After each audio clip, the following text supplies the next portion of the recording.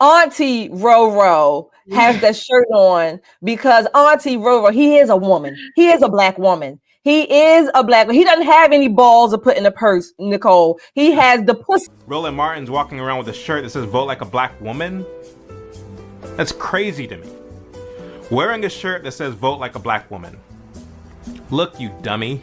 The reason why black women vote predominantly for a party and for a philosophy that promises handouts, that promises to take care of you, that promises to be your big brother, is because they can't depend on the men in their home.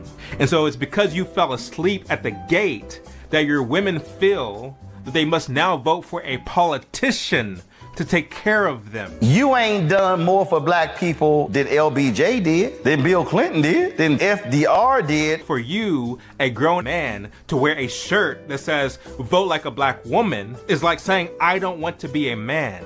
I don't want to take responsibility and rise to the occasion. I want for the government to take care of me. That's what you're saying when you wear a shirt that says "Vote like a black woman," who doesn't feel protected, who doesn't feel like her man can take care of her and of the family. That's what you are saying when you say "vote like a black woman." The nerve of you. Sorry to be so brash, but I have to call a thing a thing. When you look at black culture, who leads it? Women. That's actually a curse. That's not a blessing. That's a curse. In the Bible, in Isaiah, it talks about how you will be persecuted by children. What's going on in the inner cities? Who are the gangs made up mostly of? Children. And women will lead you. That's not a blessing. That's a curse. Chad O. Jackson. All right. All right. He went in. Listen, I loved everything that he said. It's everything we've been saying, right? Mm-hmm. But coming out of a male mouth. And he left off the part about putting balls in your handbag. But we got the gist. I loved everything about what he had to say. And you guys know I pay a lot of attention to body language and backgrounds. He's got that big picture of Benjamin Banneker behind him. You know, that speaks to who he is as a person. He was a builder, right? A mathematician, a surveyor, you know, a gentleman scholar, if you will, just like Chad. I love what he had to say. And I think he's right, especially about Uncle Roro and vote like a black woman. Yeah, vote like me, like this black Republican Christian woman. Vote like me. Don't vote like them Democrat women. I think it's simping, and he was very kind not to use that word, but I think Roland Martin has come to a point in his life where he'll say anything for clicks and likes, and he's really been emasculated, and it's a shame and it's sad, but it is what it is. We've got to save the ones we can, because he's right. Our youth are going the way of the toilet bowl. They really are. Someone's got to stand up, and hopefully it'll be black men. I'd love to see it. Yeah. Yeah, folks, for you who may not know who Roland Martin is, he is a black activist, very big in the Democrat Party. I believe he was part of the Congressional Black Caucus for a while, or one of those groups he's been in part of.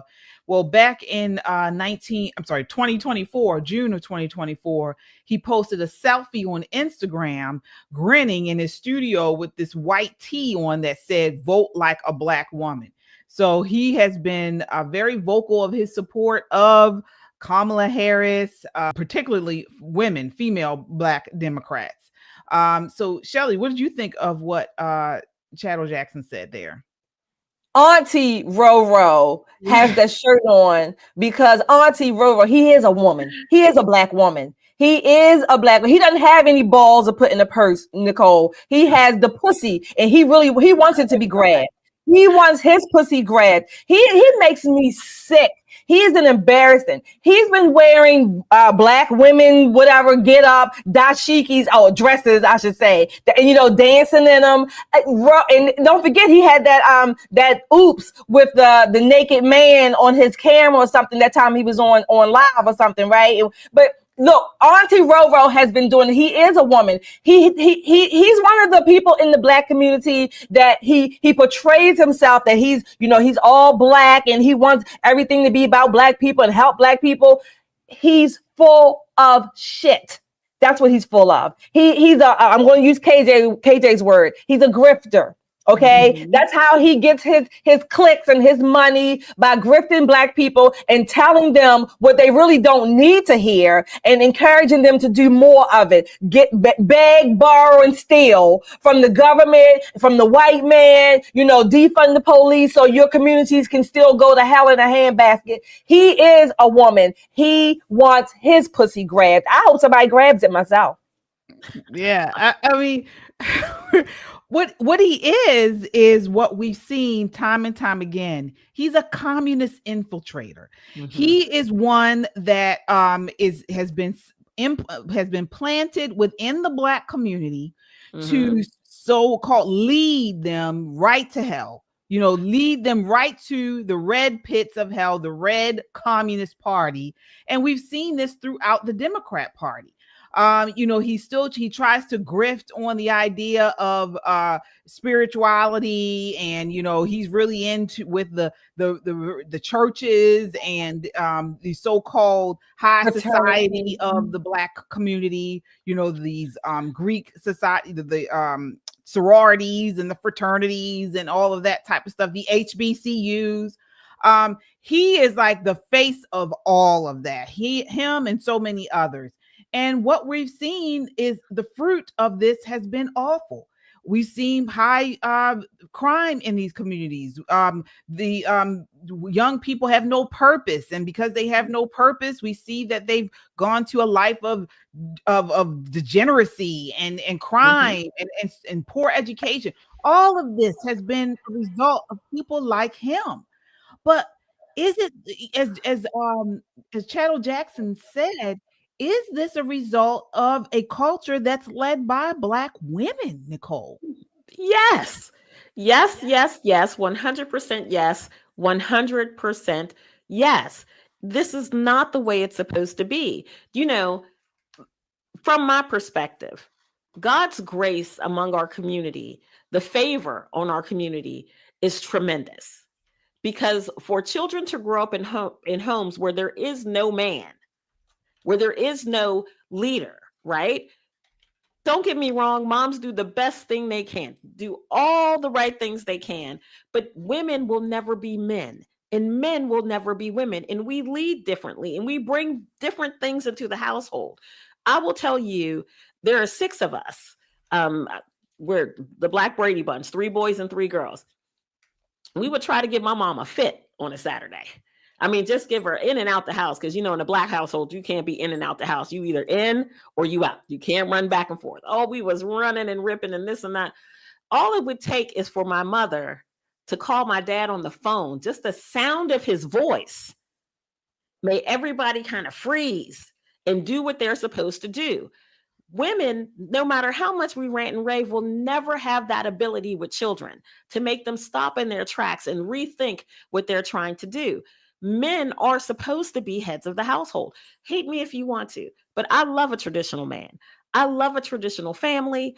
I don't ever consider myself the head of my household, right? There's no place for that biblically. It just isn't.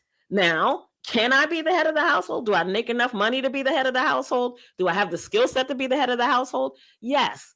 But is that what God called me to be? Without question, not. And Chad is right. Women have a place, men have a place. We talked about this last week when we were talking about Tiffany Cross. This is a woman who's more man than any man she's ever met. She's got more balls in her bag. Even the poor men that were on the set, whether we're covering up their junk when they were sitting next to her, she is absolutely a ball taker. She's the head of her household, and her husband does what he's told to do. Unfortunately, children suffer when that happens. And that's what Chad's talking about. We're doing it to ourselves. We're absolutely doing it to ourselves. Yeah. Shelley, what are your thoughts on this? Yeah, I think I absolutely. I think, the out of wedlock birth rate. And this is the thing that I'm saying we collectively, we keep encouraging it. Right.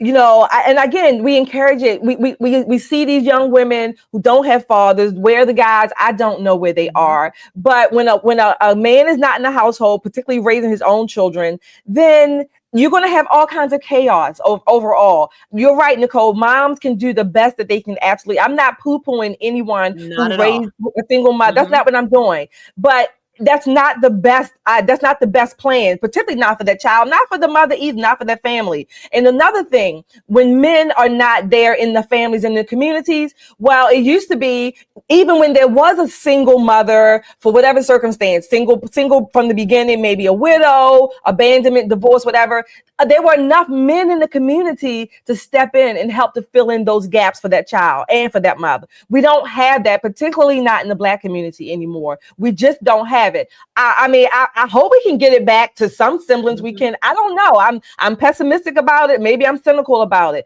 But those things, again, nature abhors a vacuum. So when that hole is missing, i.e. the man, what do you think is going to be filled in that child's and that family's life? A whole lot of things that would otherwise not be there.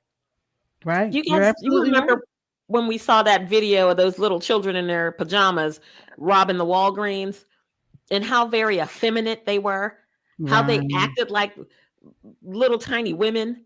And it was so overwhelming. And then they finally in the video brought on the sister. And then you go, this is who they're mimicking. Imagine if they had a male role model, an uncle, a father, a grandfather, to show them what men are supposed to do, how men are supposed to behave. That would change the culture immediately. This is what I say all the time. Listen, I get it. Sometimes relationships don't work out. Sometimes you end up, being a father to a child that you adore with a woman you can't stand and vice versa. But the child is here now, right? And the child needs both parents to act like the adults you were acting like when you made this baby. Men have got to stand up, especially Black men. Stop running from woman to woman to woman, leaving a trail of children behind you that none of these children know who you are.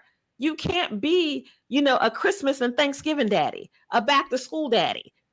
They need you every day of the week. I mean, come on. And women are no better.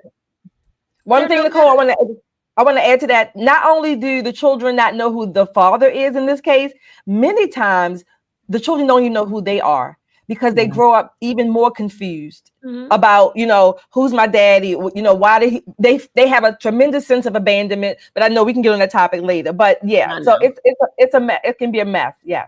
And that's where we are, KJ. That's how we got here. Right. That's how we got here. You both are absolutely correct.